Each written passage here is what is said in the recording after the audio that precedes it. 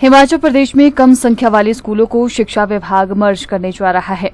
शिक्षा मंत्री रोहित ठाकुर ने आज सचिवालय में शिक्षा विभाग की समीक्षा बैठक की, जिसमें आगामी समय में किए जाने वाले कार्यों पर चर्चा की गई और भविष्य में किस तरह के कार्य शिक्षा विभाग में होने हैं उसको लेकर भी मंथन किया गया। बैठक के बाद शिक्षा मंत्री रोहित ठाकुर ने कहा कि प्रदेश में गुणवत्तापूर्ण शिक्षा मिले, इस पर सरकार कार्य कर रही है। उन्होंने कहा कि प्रदेश में 16,000 के करीब शिक्षकों के पद खाली और बीते वर्ष सरकार ने 6,000 पदों को भरने की मंजूरी दी थी, जिसमें 2200 टीजीटी के पद भरने की प्रक्रिया चल रही है और इसी सप्ताह उनकी नियुक्ति भी कर दी जाएगी। इसके अलावा जेबीटी शिक्षकों की भी तैनाती की जा रही है। उन्होंने कहा कि प्रदेश में कुछ स्कूल ऐसे हैं जहां पर छात्रों की संख्या काफी कम है, उन्हें भी सरकार मर्ज करने जा रही है। आप जानते हैं कि डे 1 से लेके हमारा ये प्रयास है कि क्वालिटी की तरफ हमारा डिपार्टमेंट जाए। जहाँ एक समय था जब आवश्यकता थी कि हमारे शिक्षा के क्षेत्र में आपकी एक्सपेंशन हो, और वो हुआ भी, लेकिन वर्तमान में आज समय की आवश्यकता है कि जो बने हुए हमारा शिक्षा विभाग का आधारभूत ढांचा है, इंफ्रास्ट्रक्चर है, इसको कंसोलिडेट किया जाए।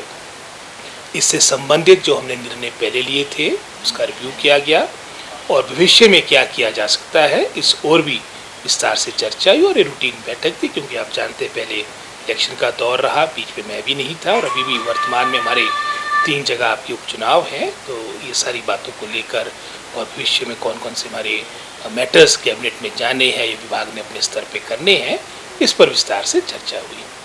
सर, जो भर्तियां भी हो रही है शिक्षा विभाग में, उसको लेकर क्या को 2022 के अंत की बात करेंगे, एक बहुत बड़ा गैप, क्योंकि हज़ारों की संख्या में आपके टीचर्स के पद खाली थे। इन टोटल लगभग कोई 22 के अंत तक, जब तक मतलब मैं समझता हूँ भाजपा सरकार रही है, कोई 15,000 से अधिक आपके पद रिक्त थे।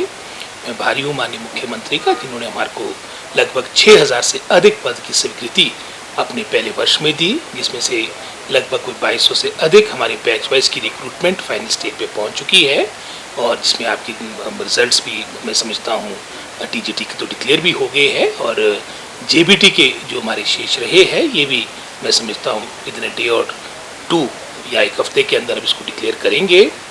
और स्टेशन इनको वहाँ पर मिलेंगे जो विदाउट टीचर स्कूल्स है, जो आपकी सिंगल टीचर स्कूल्स है विद हायर इनरोलमेंट, जहाँ पर संख्या ज़्यादा होगी। और कई जगह हम जहाँ पर बच्चे कम है, डिस्टेंस कम है, उन स्कूलों को मर्ज करने की तरफ भी देख रहे हैं। और पीछे हमारी मीटिंग भी थी फाइनेंस कमीशन की, वहाँ पर भी बात चर्चा के दौरान ये बात उठी है कि आज समय आ चुकी है कि हम अपने डिपार्टमेंट को, अपने मैं समझता हूँ विभागीय ढांचे को कंसोलिडेट करें, ताकि सही मायने में जो एक अच्छी शिक्षा का एक मैं समझता हूँ सोच है सरकार की, वो हमारी ज़मीनी स्तर पे उतरे। आपने पीछे अखबार में पढ़ा होगा, उसमें हमारी विभाग के स्तर पे भी लेटर आके इशू हो गई है, ये हमने प्रोसेस स्टार्ट कर दिया। और हमारी ये कोशिश है कि जहाँ पर आपके प्राइमरी स्कूल्स में, जहाँ पर हमारे पास अच्छी संख्या बच्चों की है, लगभग कोई 6,000 से अधिक आपके प्राइमरी स्कूल्स में ये एनटीटी टीचर रखे जाएंगे, और जो गाइडलाइंस होगी वो एनसीटी गाइडलाइंस होगी जो उनकी रिक्रूटमेंट से संबंधित है। सर, एनटीटी शिक्षा को लेकर जो विपक्ष है वो सवाल भी पूछ रहा है। आज पूर्व शिक्षा मंत्री गोविंद ठाकुर का बयान आया है, उन्होंने कहा कि रेगुलर भर्तियों की बात कह रही थी, आउटसोर्स पर एनटीटी शिक्षा। तो गोविंद ठाकुर जी तो खुद मंत्री रहे हैं, 5 साल शिक्षा विभाग चलो शुरू में सुरेश भारद्वाज जी के पास रहा, तो बेहतर होता वो करते अपने समय में। हमने जहाँ मैं समझता हूँ नियुक्तियाँ भी करनी है, और साथ ही साथ अपनी मैं समझता हूँ आर्थिक स्तर पर जो चुनौती प्रदेश के समक्ष है वो भी देखनी है।